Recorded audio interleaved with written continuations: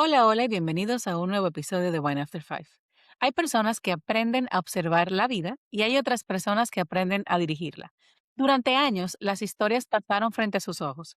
Luces, cámaras y acción. Mundos creados desde la ficción, emociones diseñadas para sentirse reales. Pero con la invitada de hoy queremos hacerle la pregunta y queremos que ustedes aquí en mi audiencia determinen qué pasa cuando decides dejar de contar historias y empiezas a transformar vidas reales. Hoy en Wine After Five nos sumergimos en la historia de una mujer que cruzó dos mundos, el mundo del cine y el mundo de la conciencia. Nadia Gacitúa ha liderado equipos, creado proyectos y acompañado a personas y organizaciones a reescribir su propia narrativa. Y lo hace desde lo emocional, desde lo corporal y lo profundamente humano. Esto no es solamente una conversación sobre bienestar.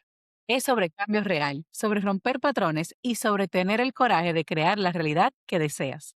Porque al final, la vida que vives también es una historia. Y antes de dar inicio a esta entrevista, te dejo con la pregunta: ¿estás dirigiendo tú tu historia? Bienvenidos a Wine After Five. Hola, hola. Te doy la bienvenida, Claudia Gacitúa, fundadora de Dirige tu vida, dirige tu equipo, a este nuestro canal y tu espacio. ¿Cómo estás en el día de hoy? Muy bien, Mairian, y muy contenta de que me hayas invitado a tu espacio, ya que lo he visto con otras invitadas y me encanta escucharlo, así que muy contenta. Para mí un placer de tenerte aquí con nosotros en el día de hoy y aprender un poquito más sobre tu trayecto, sobre tu empresa y sobre Claudia la persona. Y quiero empezar preguntándote quién eres, de dónde vienes, para que mi audiencia tenga un poquito más de concepto sobre ti.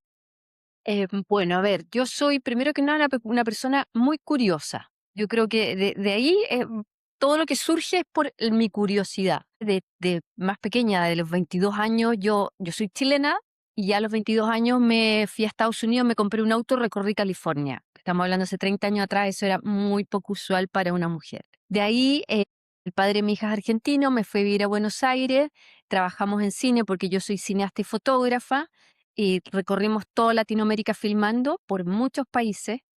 De ahí volví a Chile, seguí haciendo mis cosas y de algunas experiencias personales me surge la inquietud de que algo me faltaba, aparte del cine, algo me faltaba y me empecé a formar con todo el tema de coach ontológico, ¿ya? Y en esta búsqueda de lo que me faltaba, encuentro en todo lo que era el coaching ontológico un universo del mundo interior enorme y dije, esto es lo próximo que quiero. O sea, de 20 años de cine empecé a formarme como coach ontológico, coach sistémico, coach organizacional. O sea, llevo 10 años que no he parado de formarme y ya trabajando también hace tiempo con personas y organizaciones. Eso a grandes rasgos. Ahí vivo en España. Eso es importante. Y ahora en España, de lo Perra ahora, de Chile a España, pero ya no por el padre de mi hija, que me separé hace muchos años, sino porque me casé con un vasco. Entonces eres ciudadana del mundo, literalmente a ti no te da miedo quemar los puentes y empezar desde cero donde te toque. O bueno, no desde cero, pero desde la experiencia. Y eso es, así es. Desde ese lugar que da vértigo, siempre da vértigo, pero parece que la curiosidad, como te digo, es más fuerte. Y en este caso el amor, porque yo no sé si ahora arriba de los 50 años, que yo tengo más de 50 años, me hubiese venido solo por curiosidad. Ahora me vine por amor directa. Eso es importante, hacer ese paso ahí, porque hay muchas cosas que nos mueven. En ocasiones la curiosidad, que imagino fue lo que te movió cuando te fuiste a recorrer California. En ocasiones la pasión en el tema de cuando te volviste a la Argentina y a Chile por el tema del cine, ver América grabando. Y en este caso, por el amor. Y es a donde estás residiendo actualmente, que es en España. Claudia, tú nos comentabas que tú vienes del mundo del cine. Y en este mundo se construyen historias, pero usualmente son historias fantásticas o con pinceladas de realidad. Pero, ¿qué te movió a ti oficialmente a empezar a trabajar en esas historias que son las más importantes, la de la vida real de las personas a las que tocas a través de tu trabajo? Mira, tal como te comenté, yo venía ya de 20 años de hacer cine. Es un trabajo que se ve muy lindo, muy entretenido, pero es muy estresante realmente. Yo manejaba equipos de alto rendimiento y ya estaba un poco cansada, algo me faltaba internamente y empecé a hacer fotografías en todos estos viajes, empecé a agarrar una foto, una cámara y empecé a hacer fotos y empecé a hacer retratos en la calle a las personas.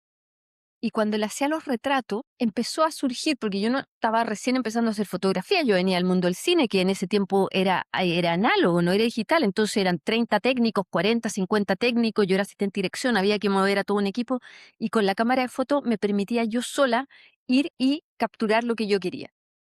Y ahí en esto empecé a hacer retratos, retratos, y cuando empecé a mirar los retratos, me empecé a dar cuenta que a mí lo que me interesaba era capturar el alma de las personas, el mundo interno de las personas. No la persona riéndose o haciendo el típico no sé qué, no, sino era que yo no quería que la persona pudiera mostrarme algo de su autenticidad. Y para eso yo lo lograba conversando con las personas. Las mejores fotos que tengo es porque yo me di el tiempo de parar, conversar y después de eso empezar a hacer fotografía. Y todo esto se transformaron en exposiciones de fotos, que fueron bien reconocidas, y una de mis fotos es Patrimonio de la Católica. Entonces, pasó algo ahí que yo dije, algo me pasa acá con el ser humano, con la búsqueda, después de esta desmotivación, llegué al coaching, y ahí, después de años, empecé a entender que nosotros los coach o los consultores, bueno, en este caso los coach, escuchamos historias y los cineastas hacemos historias. Empecé a entender como todos esos cruces, empecé a entender que hay personas que son protagonistas y otras secundarias de su vida. Empecé a también decir, bueno, ¿qué óptica estoy mirando mi vida? ¿Estoy mirándola con un lente cerrado y solamente miro esta parte o la estoy mirando con un lente abierto? Y empecé a hacer muchas analogías con el cine y ahí me di cuenta también que empecé, esto ha sido como un proceso bien largo, partió un poco más desde lo técnico hasta que después entré en el tema de las narraciones, de la narrativa, de la historia, del guión que cuento, del guión que me cuento. ¿Me gusta mi historia? ¿No me gusta? Ahí empecé a trabajar que tú puedes transformar tu historia, pero para transformar tu historia tienes que tener distinciones nuevas para poder mirar desde otro lugar. Por ahí está esta. Eso a mí me gusta lo que tú dices, de ir agregando pequeños cambios, porque a veces las personas creen que son cambios drásticos que tenemos que hacer para poder cambiar nuestra historia, pero tú lo planteas desde una perspectiva un poco más lograble en el día a día. Y tú tienes una frase que dice que va muy unida a lo que estamos hablando ahora, que es el diseñar la realidad que tú deseas. Así a grandes rasgos, ¿qué tú nos puedes decir, indicar, para que nosotros podamos empezar a diseñar esa realidad que deseamos sin caer en ideas poco aterrizadas? Por lo mismo que te comento, a veces uno quiere hacer cambios drásticos que van muy, muy en contra de tu naturaleza como ser humano y lo que haces es jugarte en contra, porque no van a ser sostenibles en el tiempo. Primero que nada, Marian, yo creo que es básico conocernos. O sea, autoconocimiento es algo básico. O sea, ¿qué quiero decir con esto? Que necesito saber cuáles son mis fortalezas, cuáles son mis debilidades, cuáles son mis motivaciones, cuáles son mis valores. Desde ahí, esto tener como un propósito, pero va a ser guiado por lo que te acabo de decir, ¿sí? Porque tengo claro cuál es como mi esencia. Y desde ahí yo voy a ir integrando ciertas cosas, como por ejemplo, comunicación. ¿Cómo comunico? ¿Qué estoy comunicando? ¿Cómo me comunico a mí misma? O sea, primero que nada, casi todo es hacia adentro. Es cómo me comunico, y el cómo me comunico tiene que ver con cómo me trato. Por ejemplo, esas pequeñas cositas que nadie te la enseña y que de repente tú tienes como que crees que es normal tratarte de alguna manera, y en general las mujeres somos bien autoexigentes, y es que, como dices, ay, qué tonta soy, que cómo no lo pensé, y como que ¿sí? Ahí hay algo muy importante, que es cómo me comunico hacia mí misma y cómo comunico hacia el otro. Después hay un tema de entender y gestionar mis emociones. Las emociones no se pueden controlar porque son reacciones a estímulos, pero sí las puedo modular. Pero para modularlas tengo que entenderlas, tengo que comprender cuáles son y qué me está pasando y en qué parte de mi cuerpo. Identificarle y ponerle nombre. Y esto está relacionado, está de la mano la conciencia corporal, que la emoción es cuerpo. La emoción se manifiesta en el cuerpo, no en otra parte. Entonces la emoción es cuerpo.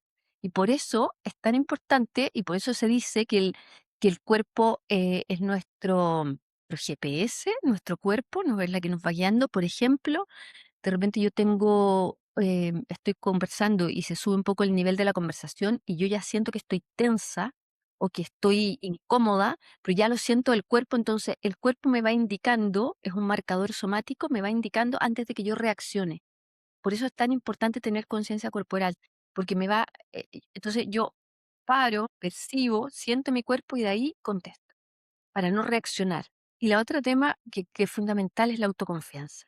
La autoconfianza es cómo me trato, pongo límites o no, cómo gestiono el error, yo ayudo a no, me autofelicito con mis logros, etcétera. Por ahí yo te diría que está, para mí como la clave. Yo quiero que tú nos ayudes o nos abordes un poquito más en ese tema de la conciencia corporal y lo que decías de que el cuerpo nos da como indicadores somáticos sobre las emociones que estamos sintiendo, porque, y principalmente en el mundo del liderazgo, que es el foco de One After Five, muchas veces nosotras caemos en la trampa en liderar desde lo mental, en querer reaccionar de inmediato a lo que alguien nos comunica y no nos damos el tiempo de procesar y entender si esa persona me está trigueteando ira, si esa persona me hace dudar de mí misma, y es desde los nervios que estoy reaccionando, tal vez desde la pasión del momento, desde el mismo amor, que era algo que tú mencionabas al principio. Y me interesa mucho esa parte porque es una perspectiva diferente que no todo el mundo toca. Bueno, es muy, muy importante porque tal como tú dices, todo cuando lideramos, cuando tenemos que manejar equipos, hay mucha presión, hay conflictos de intereses y a veces no se está de acuerdo, ¿verdad?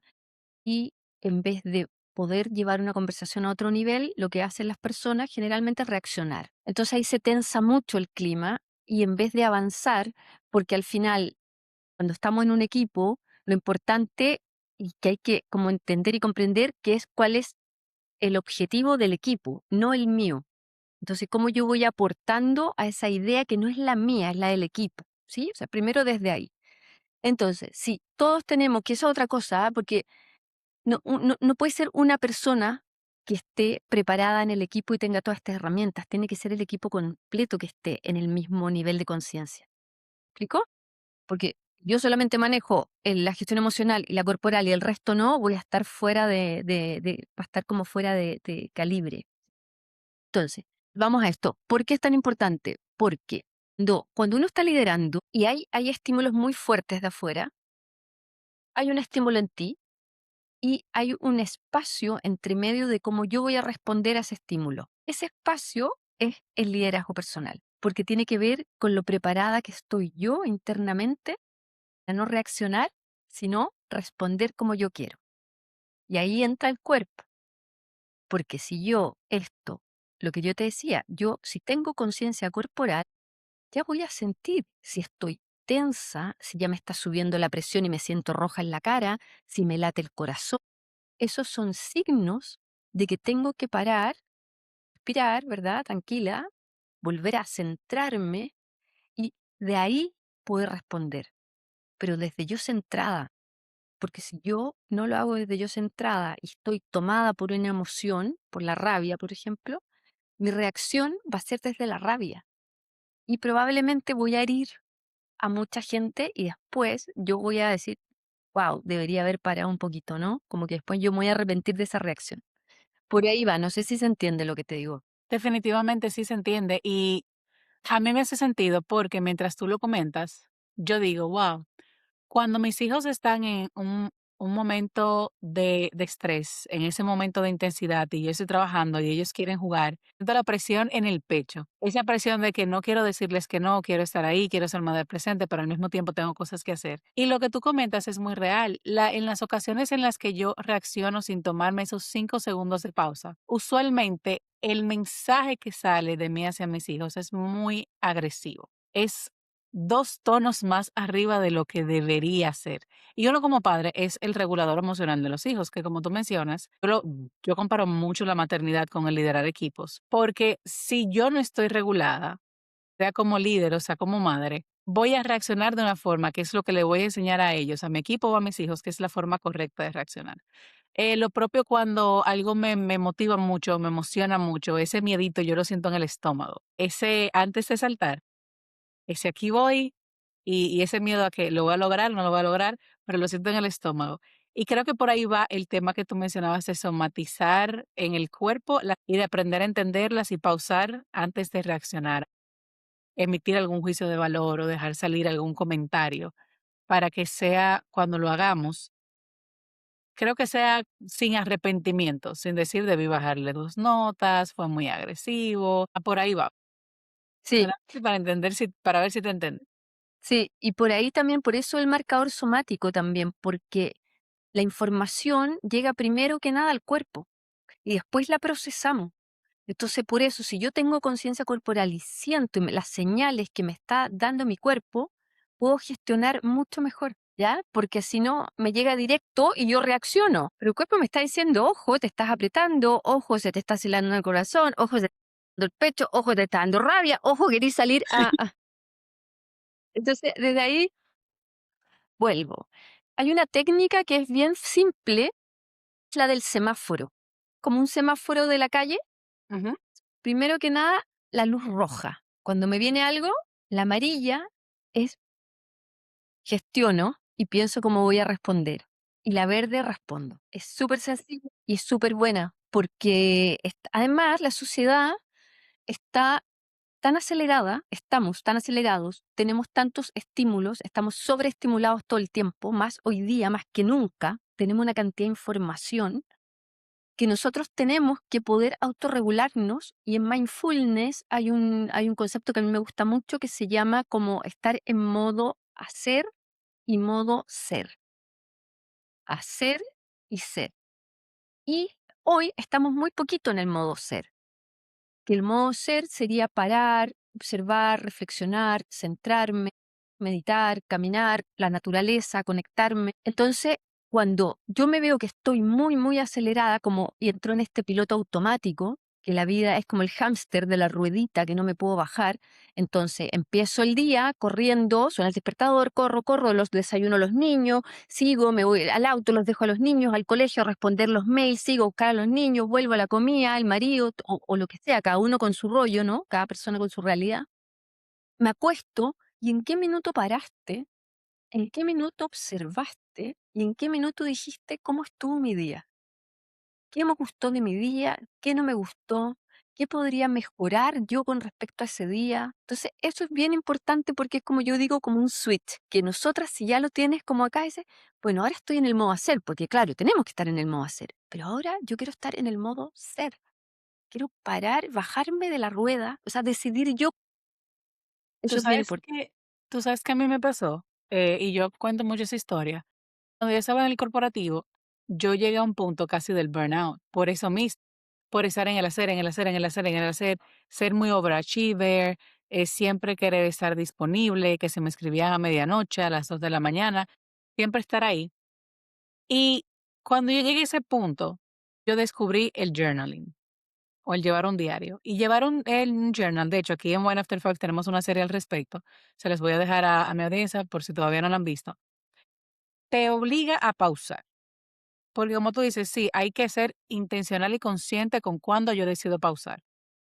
Pero eso no pasa de la noche a la mañana. Si uno está muy acostumbrado al hacer, al hacer, al hacer, al hacer, empezar a forzarte a esos 5 minutos, 10 minutos, 15 minutos, o en la mañana o antes de irte a acostar, de sentarte, hacerte consciente de lo que te pasó en el día, si fue un día bueno, si fue un día regular, si fue un día que puedes mejorar mañana, como tú decías.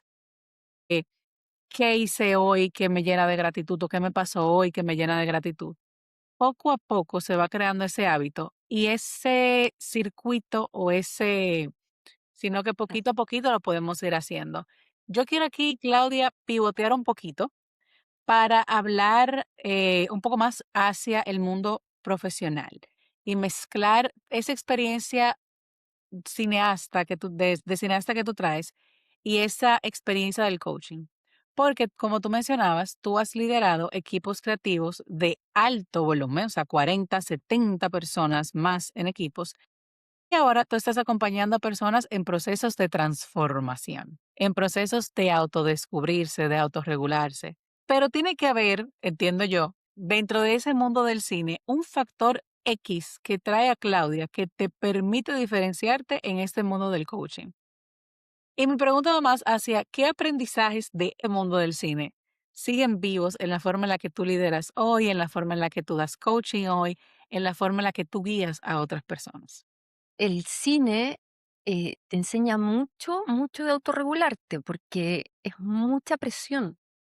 Un día de filmación y cuando son proyectos largos, que yo trabajé en largometrajes, que eran 3 meses de preproducción y 2 meses de filmación, trabajando de lunes a sábado, es como que tu vida pasa ahí. Hay que tener una autogestión emocional importante. Y varios nos quemamos, en algún minuto. Todos hemos pasado un poco lo que te pasó a ti y tuvimos que salir de la pista porque era mucho. Entonces ahí uno dice, no, aquí tengo que parar, tengo que autorregularme. Yo creo que ahí fue una enseñanza de poner límites, de poner límites. Eso yo creo que es bien importante. Lo otro importante, como estuve mucho detrás de cámara, dirigiendo personas, actores básicamente, también ahí hay un tema de cómo lograr como la autenticidad en la actuación, que también tiene que ver un poco cuando uno está en sesión o en grupos trabajando, cómo logro esa autenticidad de las personas, cómo llego a la persona, qué me cuento a mí misma, qué historia me cuento a mí misma. Es clave, porque esa historia que yo me cuento a mí de mí es lo que traduzco hacia afuera. Esas creo yo son pincelazos que he sacado así fuertes del cine. De hecho, yo enseño eso en las mentorías que doy, el tema de las creencias y las narrativas heredadas, porque hay veces que la forma, o la mayoría de las ocasiones, la forma en la que nosotros nos hablamos, número uno, no somos conscientes de ellas y nos hablamos feo, Claudia. O sea, yo he tenido chicas en la mentoría que cuando hacen la pausa y empiezan a analizar su diálogo interno, dicen, wow, yo me hablo como si yo me odiara, yo me hablo como si yo no me quisiera y para mí yo soy la persona más valiosa. Y es porque tendemos a ser muy críticos de nosotros mismos. Pero la otra parte, que viene de la parte del guión, también nosotros recibimos un guión de nuestros familiares según vamos creciendo. Y eso va jugando un rol en nuestra cabeza y depende de la sociedad en la que hayamos crecido, el ambiente sociopolítico que existía en esa sociedad en ese momento, incluso la religión que profesa nuestra familia. Y en las mujeres, principalmente en Latinoamérica, hay mucho de, principalmente ahora con el empoderamiento femenino, que se espera que las mujeres lleguemos a estas posiciones de poder, que logremos ser mejores que nuestras madres, que nuestras abuelas, que nuestras tías. Y uno siente como que uno carga toda la esperanza de su familia. Y eso pone mucha presión y eso nos lleva incluso a que querramos rayar en el perfeccionismo, en que cuando algo nos sale perfectamente bien, nosotras no podamos pausar y sentirnos alegres de lo que salió bien, sino que nos enfocamos mucho en lo que salió mal y como tú decías, nos decimos tontas, nos decimos incapaces, nos vivimos mintiendo en cursos y en certificaciones porque siempre sentimos que nos falta algo más, que esto que tenemos ahora alguien va a venir y nos lo va a arrebatar porque no somos merecedoras de ello. Y vivimos en esa constante, la rueda del hámster que tú mencionabas, de manera inconsciente. Y cuando la gente, me imagino que te pasa igual en el mundo del coaching, cuando la gente llega a ti y hace esa pausa, te das cuenta de toda la basura con la que uno viene cargando. Y quiero preguntarte ahí, o sea, háblanos un poquito más de dirige tu vida, dirige tu equipo y cómo tú haces visible eso que para nosotras usualmente es invisible de los coachings a través de los servicios que ustedes ofrecen. Es que primero que nada, tal como tú dices, nosotros tenemos que detectar cuáles son nuestras creencias limitantes, porque tenemos creencias limitantes y creencias que nos potencian también. Y estas creencias son un constructo de nuestra vida, de cuando éramos niños, de nuestra familia, de nuestro colegio, nuestros amigos, y ahí fuimos nosotros armando estas creencias. Con el paso del tiempo, lo que tenemos que ir viendo, y cada cierta cantidad de años, tenemos que ir viendo cuáles son mis creencias que me limitan, qué te decía tu mamá o qué te decía un profesor, y mirar si esa creencia hoy día me sirve o no me sirve. Porque como no nos detenemos a revisar nuestras creencias, seguimos mirando el mundo con esas creencias. Pero si nos detenemos hoy a este tiempo, a este momento de autoobservación y ver cuáles son las creencias que todavía me limitan, y mirar y decir, esta creencia ya no me sirve. Esta creencia es como una jaula, las creencias limitantes son como una jaula. Entonces, si ya voy sacándome esta, ¿no? Esta jaula de encima, estoy más libre, estoy más yo y soy más auténtica. Pero eso es un trabajo que no es tan fácil hacerlo sola ni solo. es mucho mejor acompañado con un coach, un psicólogo, un mentor, una mentora, porque somos personas que tenemos herramientas para ayudar a que las personas, con preguntas, tú lo sabes, con preguntas para que la persona llegue más rápido a autodescubrirse y poder llegar a ser auténtica y decir lo que quiera, como quiera, y sentirse bien.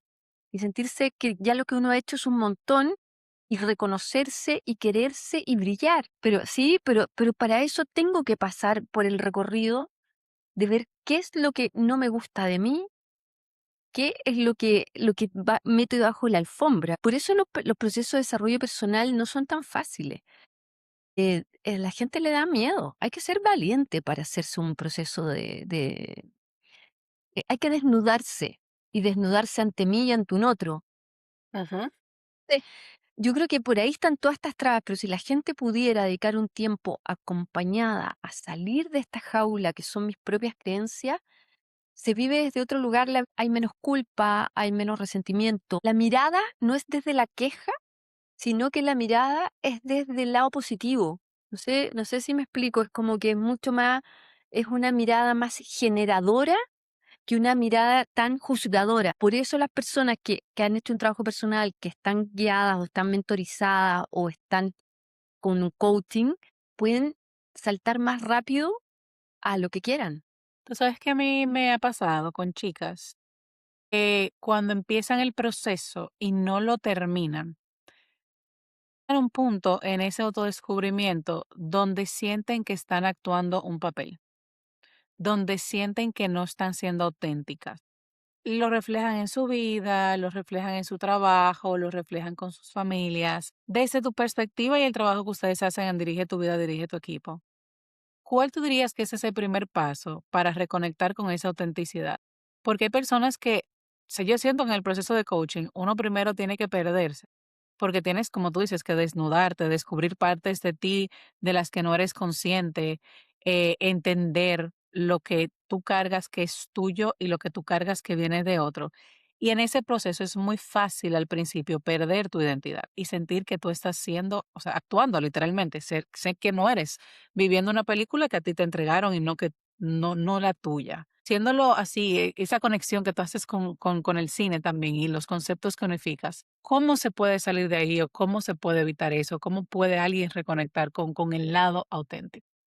Que es inevitable pasar por este camino y este recorrido de un poco de tristeza, un poco de darme cuenta que quién soy y que hay cosas que no me gustan de mí. O sea, es inevitable. Para crecer tenemos que mirarnos hacia adentro. Y hay cosas que no me van a gustar y hay momentos que lo voy a pasar mal. En coaching ontológico a nosotros nos decían estar en el vientre de la ballena. Pa' acá, para allá, voy, vuelvo, ay, sí, me siento súper auténtico. No, no, no me siento auténtica, no, vuelvo a... Entonces, ¿por qué el ser humano es como, son como tres circulitos que es donde nuestros pilares, que es el lenguaje, el cuerpo y la emoción. Y estos tienen que estar en coherencia. Y generalmente estamos mucho más desde el lenguaje. El cuerpo y la emoción lo tenemos mucho más bajito. Entonces, desde acá, lo que yo tengo que hacer es pasar estos procesos, ojalá acompañado, que voy a avanzar y no voy a avanzar, pero estos tres circulitos son como mi coherencia que ya tengo, mi coherencia de siempre. Y como yo la estoy desestabilizando porque me estoy moviendo en otras cosas cognitivas, en otras cosas corporales, en otras cosas emocionales, estoy tratando de salir de mi antigua coherencia para pasar a una nueva coherencia. Entonces, la mente que está acostumbrada a estar como ahí como en reptiliano, con cuidado, que no nos movamos, no, porque aquí, aunque no estemos tan bien, ya lo conocemos. Sí, la famosa zona de confort. La famosa zona de confort, el cuerpo solo no quiere meterse. Entonces uno tiene que ser súper valiente para pasar ese momento, estar en el vientre de la ballena, salir y saber que todos los procesos de desarrollo personal, avanzo dos y retrocedo uno. No, no es lineal que voy a ir y no. Vuelvo, retrocedo, como una circunferencia, ¿no? Como una espiral. El desarrollo personal no es que yo me haga una temporada, 6 sesiones de coaching, estoy lista. No. Esto es una revisión constante y permanente, porque además hay 2 cosas que te quiero decir que son importantes. Depende mucho también de la etapa vital que estés. Una chica que está partiendo, como tú haces mentoría, están en una etapa vital de entrar al mundo profesional, de probarse, de decir quiénes son. Otra persona más grande ya está en otra etapa, entonces también depende mucho de la etapa vital que estén las personas. Eso es un tema. Y el otro tema que yo creo que es donde yo me doy cuenta dónde estoy, como un KPI, por decirlo, un indicador, es que tengo que pensar, sentir y hacer en acciones lo mismo, que eso sea coherente. Porque si yo pienso una cosa y siento eso y hago otra cosa de lo que pienso, ahí hay un ángulo entre lo que pienso y lo que hago. Y eso es muy inquietante, porque siempre que algo como que no estoy haciéndolo totalmente bien, ¿qué? Porque ahí vamos a nuestros valores, a todo lo que hablamos, porque no estoy cumpliendo con mis valores probablemente. Estoy haciendo cosas que no estoy de acuerdo, pero las hago igual. Exacto, ese famoso compás moral que uno tiene que tenerlo, mira, claramente definido. Porque como tú mencionas, la vida te va a tirar momentos en los que se van a ver tentados tus valores, tu visión a futuro, tu propósito. Y ahí es donde tú tienes que tener esa coherencia entre que lo que tú piensas, lo que tú sientes y lo que tú ejecutas o lo que tú haces vayan alineados. Así eso signifique renunciar a un trabajo, dejar a una pareja, empezar desde cero en otro país, pero serte leal a ti mismo. Ser leal a lo que piensas, ser leal a ese compás moral que te mueve. Esa es tu brújula. Y desde esa brújula nadie te puede juzgar, porque es lo que a ti te ocurre, es lo que tú sientes. Entonces, desde lo que yo siento, nadie me puede juzgar. Les gustará más o les gustará menos, pero nadie se puede meter en mi sentir. Eso es lo que Desde ahí, soy y eso es lo que siento. y bueno, y ahí como para ir terminando esto y a ver para que quede un poco más de claridad. Para mí, esto que hablamos de los valores, las fortalezas, las debilidades, como todo este trabajo de desarrollo personal, es como el cimiento. Este es nuestro cimiento, es como un edificio. Entonces, si yo este cimiento lo tengo firme, la vida siempre nos va a desafiar porque la vida es así, la vida nos va a entregar momentos tristes, momentos con rabia, momentos alegres. Y yo, si tengo esta base, voy a poder moverme hacia acá, moverme hacia allá, pero voy a poder volver a mi centro porque tengo esta base muy bien. Pero si yo no Estructura. tengo esa base, me va a tirar y me voy a caer y no sé cuánto tiempo voy a estar en el suelo.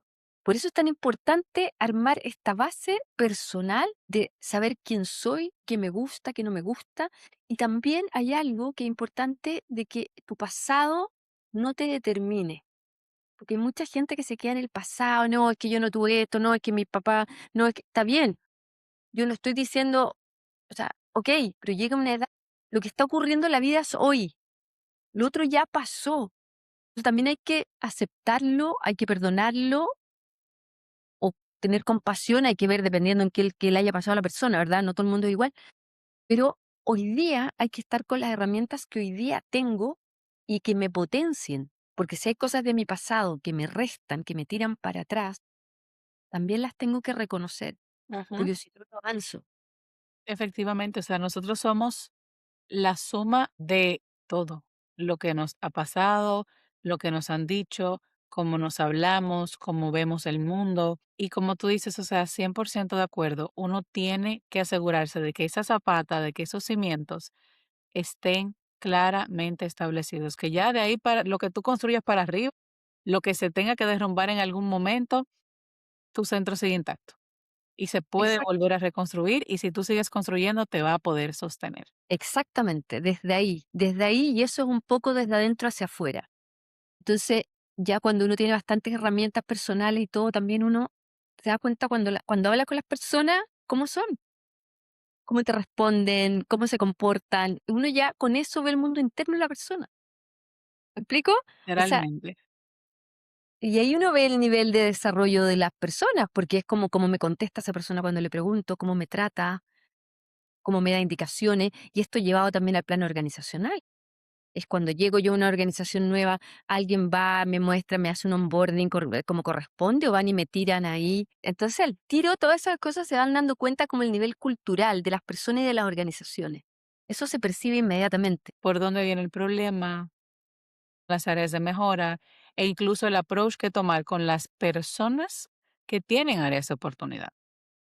Porque la gente te puede decir de la boca para afuera, yo quiero el cambio, pero hacia adentro tú tienes que empezar a darte cuenta. ¿Realmente quiere el cambio? ¿Lo está haciendo porque no hay de otra? ¿Ya la empresa lo impuso? ¿Cómo puedo entrarle a la persona para que aunque esté resistente al principio, entienda la importancia de y sea por voluntad propia que empiece a cambiar? Exacto, y también hay como hoy día esta cosa del bienestar organizacional que está tan de moda, que es tal como tú dices, que el empresario o las organizaciones como que lo tienen que hacer igual, o sea, es como que, pero a lo mejor no lo sienten tanto, entonces parten como haciendo, no sé, yoga 2 veces a la semana y manzanas verdes. Pero eso no es bienestar organizacional. Ujú. Eso es un poquito de una ayuda organizacional, tiene que estar dentro de la estrategia de la empresa, tiene que estar puesta. Los líderes, los gerentes, toda la plana gerencial tiene que querer que esto ocurra, porque ellos mismos, de la forma que tratan a las personas que están más abajo, ya son los que están regando la cultura hacia abajo. ¿Tú sabes la cantidad de veces que me ha pasado eso? Que a mí me contratan dueños de empresa y me dicen, yo necesito que los líderes aprendan cultura empresarial. Yo necesito que los líderes aprendan cómo lidiar con sus equipos. Y cuando tú ves que el daño lo está trayendo el dueño o la alta gerencia, pero no están dispuestos a cambiar. O sea, ellos quieren ver un cambio de abajo hacia arriba, pero no quieren que el cambio les toque. Ahí vienen las conversaciones difíciles. Y ahí viene el, si tú no estás dispuesto a cambiar, yo creo que mejor no hacemos este contrato y este servicio porque tú no vas a estar satisfecho con los resultados. No los vas a poder ver y no van a ser sostenibles en el tiempo. Porque al final, de nuevo, yo te repito, yo lo comparo mucho con un hogar, con una familia. Si los padres siempre están gritando, tú no puedes esperar lo contrario de los niños, porque eso es lo que aprenden. En una empresa igual. Si los jefes eh, no tienen una visión de cultura empresarial sana o inclusiva o disruptiva, tú no puedes pretender que eso permee en el equipo porque no existe desde arriba. Y no sé si tú te has encontrado con ese tipo de situaciones. Sí, sí, eso pasa mucho porque también ocurre hoy que muchas empresas están en ese cambio cultural. Hay empresas más grandes como las multinacionales que ya van muy avanzadas, pero hay empresas medianas y las pymes, las más pequeñitas, que están en toda esa transformación cultural. Entonces ahí uno se encuentra mucho eso. Pero además de cosas de bienestar como la que las entendemos, ¿no? Hay cosas muy importantes que también forman parte de la cultura de bienestar organizacional, que tiene que ver como con la claridad del rol de la persona, que tiene que ver con el sobrecargo, que tiene que ver con el límite de las horas, ¿no? Lo que tú decías, a mí me llamaban a las 12 y yo contestaba, no. Entonces también eso va formando parte de la cultura, por ejemplo, que tengas los recursos necesarios para los objetivos que te piden. Entonces hay un montón de cosas que se van sumando. Hay otra cosa muy importante, creo yo, también para el bienestar organizacional, es que haya seguridad psicológica. Yo creo que esa es una de las más importantes. Esto que la persona, por ejemplo, si se equivoca, que no sea que la van a latigar y castigar, sino ver por qué ocurrió lo que ocurrió, cómo va a ser la mejora cómo, ¿no? Eso por un lado, y también de poder decir, si hay algo que no esté de acuerdo en el equipo, poder decirlo. Sin sentirse juzgados, sin sentir que mi trabajo puede ser penalizado o alguna promoción no me la van a dar por esta situación. Exactamente, y eso es seguridad psicológica. Entonces, al final, el bienestar organizacional es muy amplio. Claudia, con eso hemos llegado al final de la entrevista. Yo quiero, número uno, que nos des una frase, que si mi audiencia tuviera que recordar solamente una cosa de esta entrevista, ¿cuál sería? Yo creo que es la frase del dirige tu vida, dirige tu equipo, que es cambia tu guión, cambia tu historia. Esa. Cambia tu vida, cambia tu historia. Tenemos que empezar a hacerlo también de manera muy, muy consciente. Y lo último, ¿dónde podemos encontrarte? ¿Cómo podemos contratar tus servicios? ¿Dónde te seguimos en redes? Bueno, miren, está mi página web, es dirigetuvida.cl.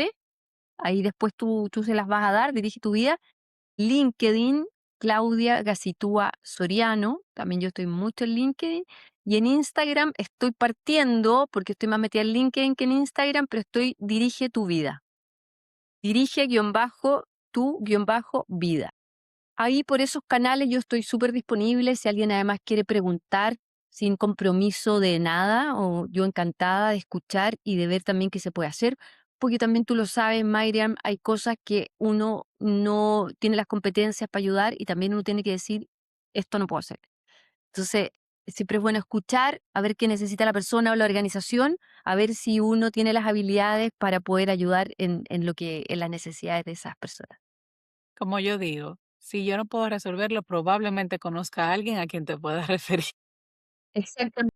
Pues nada, muchísimas gracias, Claudia, por decir que sí a esta entrevista. A mi audiencia les vamos a estar dejando todos los links para contactarse con Claudia en la descripción del video y los veo en cualquiera de estos videos.